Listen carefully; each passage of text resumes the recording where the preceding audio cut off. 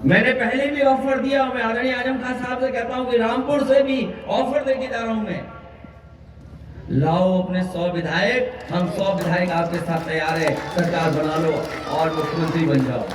पहले बिल लाते हैं बड़ा सा और फिर जुर्माना और फिर मुकदमा, तो ये सब इस क्षेत्र की जनता और पूरा उत्तर प्रदेश झेल रहा है। उत्तर प्रदेश की मौजूदा सियासी जंग में टक्कर सिर्फ भारतीय जनता पार्टी और समाजवादी पार्टी के बीच ही है और रामपुर विधानसभा का उपचुनाव और मैनपुरी लोकसभा उपचुनाव मौजूदा वक्त में सबसे ज्यादा अहम दिखाई दे रहा है और यहाँ भी समाजवादी पार्टी की टक्कर सिर्फ भारतीय जनता पार्टी से ही है। अभी तक समाजवादी पार्टी के बड़े नेता मैनपुरी में डिंपल यादव के पक्ष में भारी जन समर्थन जुटाने में लगे हुए थे। खुद अखिलेश यादव मैनपुरी में घर घर जाकर अपनी पत्नी और पार्टी प्रत्याशी डिंपल यादव के लिए वोट जुटा रहे थे, लेकिन अब अखिलेश यादव ने अपने दूसरे प्रत्याशियों के समर्थन में ताकत लगाना शुरू कर दी है। जी हां, अखिलेश यादव और डिंपल यादव ने शायद मिलकर यही तय किया है कि अखिलेश रामपुर के लिए जी तोड़ मेहनत करेंगे और डिंपल मैनपुरी के लिए। यही वजह है कि दोनों सियासी पति पत्नी ने अपनी पार्टी की जीत सुनिश्चित करने के लिए अपनी राहें अलग अलग कर ली हैं। डिंपल यादव लगातार मैनपुरी की जनता से सीधा संवाद कर रही हैं।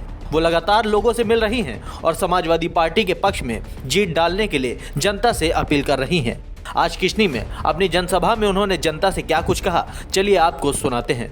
पहला ऐसा चुनाव है जो हमारे आदरणीय नेताजी हम लोग के बीच में नहीं है और जितने भी आदरणीय बुजुर्गजन यहाँ मेरे सामने उपस्थित हैं, बैठे हुए हैं, मेरा मानना है कि आप सब ने कहीं ना कहीं नेताजी का उनके संघर्षों में साथ दिया है। और कितनी महंगी और हमारी माताएं बहनें जो यहाँ आई हैं, उन्हें अपनी रसोई में महंगाई से कितना जूझना पड़ रहा है। हर चीज महंगी कर रही है और मौजूदा सरकार की बात मानने को तैयार नहीं है कि महंगाई बढ़ रही है, कि अर्थव्यवस्था चौपट है। जो गांव की अर्थव्यवस्था थी, जहाँ किसान खुशहाल था, जहाँ युवा किसानी करता था या फिर उसको रोजगार या नौकरी मिल जाती थी। पहले बिल लाते हैं बड़ा सा और फिर जुर्माना और फिर मुकदमा, तो ये सब इस क्षेत्र की जनता और पूरा उत्तर प्रदेश झेल रहा है। वहीं दूसरी तरफ समाजवादी पार्टी के मुखिया अखिलेश यादव ने अब रामपुर की कमान संभाली है। अभी तक इस सीट पर सिर्फ आजम खान ही जोर लगाए हुए थे, लेकिन अखिलेश यादव के आने से आजम खान की ताकत दोगुनी हो गई है। अखिलेश ने आज जनसभा को संबोधित किया और मंच से ही डिप्टी सीएम को लेकर एक बार फिर चुटकी ली। 100 विधायक लाने पर चीफ मिनिस्टर बनने वाली अपनी बात को आज उन्होंने दोबारा दोहराया। इसके अलावा भी अखिलेश ने क्या कुछ कहा, चलिए सुनते हैं। माफिया है, हम लोग अपराधी कहते हैं, वो दोनों इस चक्कर में कि कब मुख्यमंत्री बन जाए।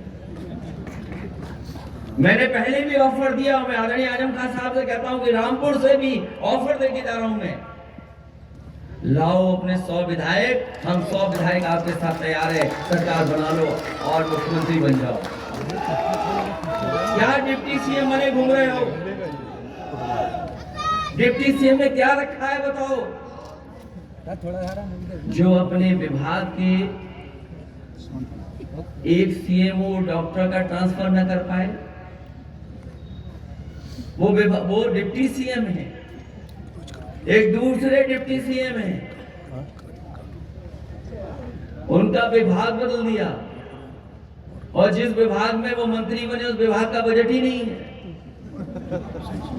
हम तो उन्हें ऑफर देने आए हैं, हम ऑफर देते हैं हमारे 100 विधायक पूरे आपके साथ, जब चाहो तब मुख्यमंत्री बन जाओ। हम लोग इंतजार नहीं करना चाहते और हम लोग नहीं बनना चाहते। जहां तक सवाल चुनाव का है, ये डरा क्यों है आपको? क्योंकि वोट आपका ज्यादा है। आदरणीय आजम खान साहब को मानने वाले लोग हैं, केवल आप और हम नहीं, पूरा देश जानता है कि आजम खान साहब के ऊपर सब झूठे मुकदमे लगे। बताओ, झूठे मुकदमे लगे कि नहीं लगे? और जब सरकार बनने का समय आया था तो ये अधिकारी अपना रंग रूप बदल लिए थे कि नहीं बदल लिए थे? ये तो हमारी आपकी सरकार नहीं बनी, इसलिए पुलिस खड़ी है। मैंने उस समय भी कहा था टेंट में, जब ये खड़े हुए लोग थे, सबसे जल्दी बदलने वाले यही लोग हैं,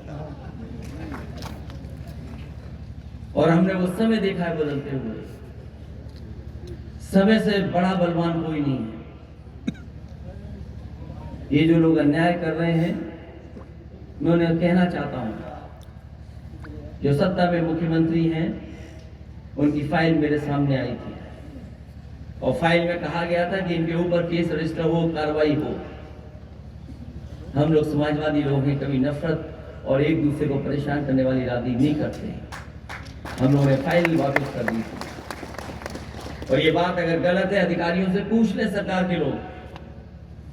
अब हम लोगों को इतना मजबूत मत बनाओ, इतना कठोर मत बनाओ कि अगर हम लोग सरकार में आ जाएं तो आपके खिलाफ भी वही कार्रवाई करें जो आज कार्रवाई की। इसलिए मैं आखिरी में तो नहीं कहना चाहता हूं, ये रामपुर का चुनाव नहीं है, ये सरकार को हिलाने का चुनाव है, और आदरणीय आजम साहब के साथ जो अन्याय हुआ उसका चुनाव है। आपको बताना पड़ेगा कि आप किसके साथ हैं। कोई दल नहीं है, दो ही दल है आमने सामने। कोई तीसरा प्रत्याशी लड़ रहा हो तो बता दो हमें। एक तरफ बीजेपी और दूसरी तरफ समाजवादी पार्टी। एक तरफ वो लोग जो अन्याय कर रहे हैं, अपमानित कर रहे हैं, झूठे मुकदमे लगा रहे हैं और हमारा आपका भविष्य खत्म कर रहे हैं। ये रामपुर वो जगह है जहां देश ने पहला शिक्षा मंत्री दिया, और मुझे तो लगता है कि शिक्षा मंत्री जो पहले दिए गए होंगे वो इसीलिए दिए गए होंगे कि आपकी आने वाली पीढ़ी पढ़ी लिखी बने, आगे बढ़े, अच्छी जगह जाकर के समाज को एक दिशा दे। कोई रामपुर में ऐसा काम नहीं हुआ जिससे आने वाली पीढ़ी सुधर सकती थी। कुल मिलाकर बात सारी इतनी है कि मैनपुरी लोकसभा उपचुनाव और रामपुर का विधानसभा उपचुनाव, दोनों ही सीटें समाजवादी पार्टी अपने पाले से जाने नहीं देना चाहती हैं, और किसी भी सीट पर जीत हासिल करने के लिए अखिलेश डिंपल की मौजूदगी कितनी ज्यादा जरूरी है, इस बात को अखिलेश डिंपल भली भांति जानते हैं। यही वजह है कि एक ने मैनपुरी की कमान संभाली हुई है तो दूसरे ने रामपुर की। ब्यूरो रिपोर्ट, दी भारत टीवी।